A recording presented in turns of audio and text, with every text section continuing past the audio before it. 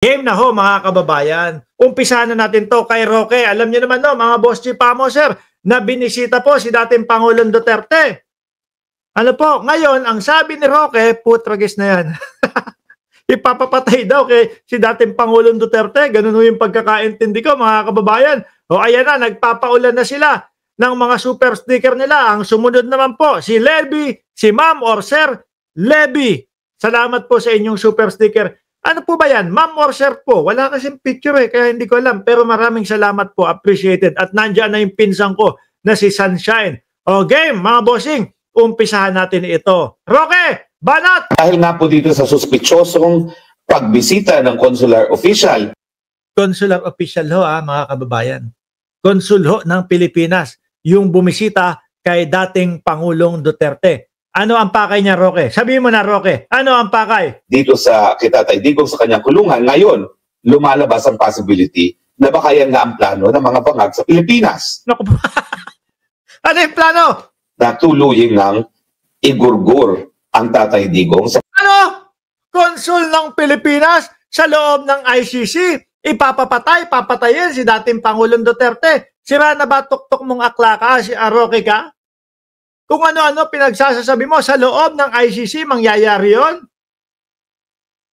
Diyos ko naman po, mga kababayan. Ano na ba ang pinag-iisip nitong si Roque kung ano-ano na lang po ang sinasabi nitong si Roque, mga bossing? Ulitin ko para sa inyo, baka mamaya nagkamali ako ng rinig Roque, buka mo ulit yung bunganga mo. Sabihin mo ulit. Dahil nga po dito sa suspitsosong pagbisita ng consular official dito sa Kitatay Digong sa kanyang kulungan, ngayon, lumalabas ang possibility na baka yan nga ang plano ng mga bangag sa Pilipinas na tuluyin ng igurgur ang Tatay Digong sa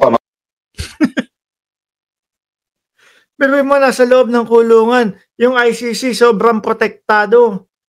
Tapos konsul pa ng Pilipinas. Tapos relate na naman para sa kanya ang dating Pangulong Duterte. Anong sasabihin na naman? Gugurgurin, papatayin na naman daw ang dating Pangulong Duterte. At tapos, si Pangulong Bongbong Marcos na naman ang may kasalanan. Ano ba yan? Attorney ka, tapos ganyan yung mga lumalabas mo. Nasaan na yung pag-iisip ng maayos? Una pa lang, loob ng ICC, papatayin yung tao, yung nakakulong doon. Ano yun? Ang hina naman yata ng ICC noon. Tapos pagbisita ng konsul ng Pilipinas, yun ang tatrabaho. Hindi man lang kumuha ng hard killer. Hindi man lang kumuha nung talagang binabaya. Grabe naman. Yan po siguro ang epekto mga kababayan ng kung ano-ano na po ang iniisip sapagkat datapwat hanggang ngayon po wanted. Ito pong si Harry Roque, mga kababayan. Sabi ni Benzer, adik kung mag-isip tong si Roque. Sabi ni Ma'am Karen Ramos, naku Roque, mga Duterte lang ang mamamatay tao. Huwag mo kaming ilinlang. Dagdag na naman yan sa kaso sa'yo. Pansin ko mga kababayan, dahil nga po si Roque ay hindi pinapansin, hinahayaan na lang hanggang sa maaresto, si Roque naman umaabuso doon sa kanyang mga pinapakalat na mga fake news. Di ba? Ay wala, hindi nyo ako pinapansin O sige, tuloy-tuloy lang akong magpe-fake news. Grabe. Malupit mag-isip tong si Roque. Tingin ko sobrang frustrated na ito. Siguro iniisip nito, total naman, makukulong na din ako. Total naman, may kaso na din ako. Sige, bahala na. Kung ano-ano nasabihin ko, baka mamaya makatsamba ako doon sa mga fake news na pakakawalan ko. Di ba sabi ni Salve Atadero, the end is near. Malamang mga kababayan, pati kay Roque, the end is near. Di ba? Konting-konti na lang ito. Bakit mga bossing? Kasi pag ito, yung kanyang hinihiling na asylum, pag yun naligwak mga boss, malamang sa alamang kagaya ni Tebes ang gagawin dito. Aarestuhin ng gobyerno ng Netherlands, tapos dadalhin sa Pilipinas, ibabalik na sa Pilipinas. Parehas lang po yan mga kababayan. Yan lang naman ang pinagyayabang ni Roque ni Harry Roque. Yan lang mga bossing. Di kundi yung nag-iisa lang po na oras at panahon habang hinihintay niya yung asylum niya. Pero pag yun, mga kababayan, na umpisa ng ma-deny, nako, wala na pong ibubuga.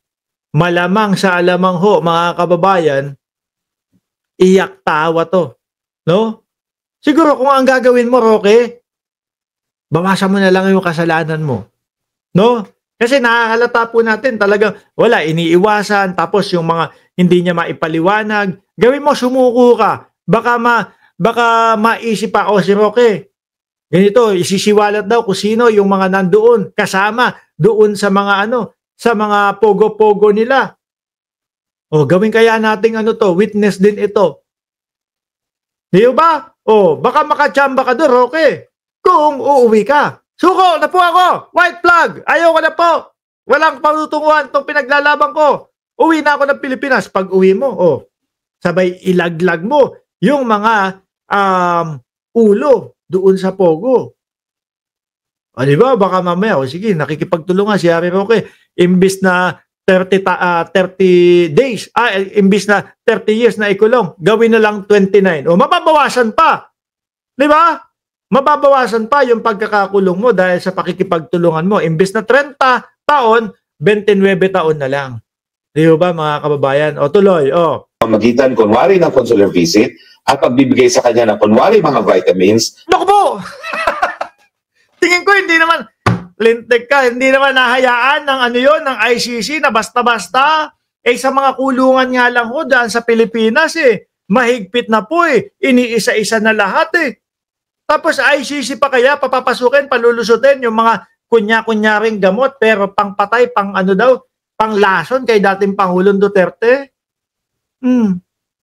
Ibahin mo dyan, Roque. Puro ka na imahinasyon kung ano-ano na ang pinag-iisip ni Harry Roque ho. Mga boss, Good morning po, Sir Mark Ramos, watching from Northern Zamar, si Marisa Bakunawa at nandyan din po si Ma'am Neng Gigi. Atras nga ulit natin kung ano daw yung way kung paano patayin si dating Pangulo Duterte. Kung sa pamamagitan kunwari ng consular visit at pagbibigay sa kanya ng kunwari mga vitamins na laso naman. No.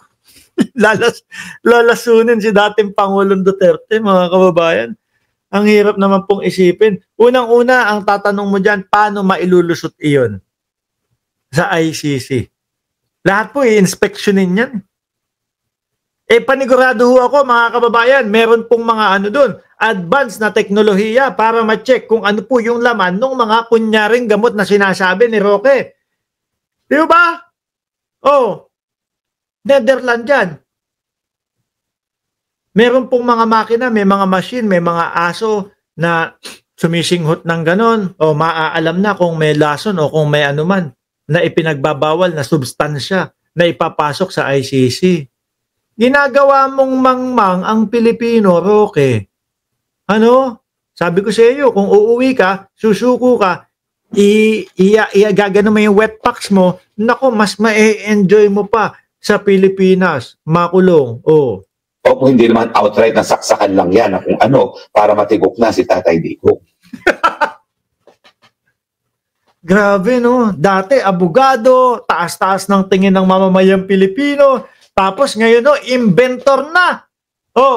Ngayon inventor na ho, mga kababayan. Kaya lang, inventor ng kung ano-ano, malikhaing isip. Nagsasabu ba to si Roque?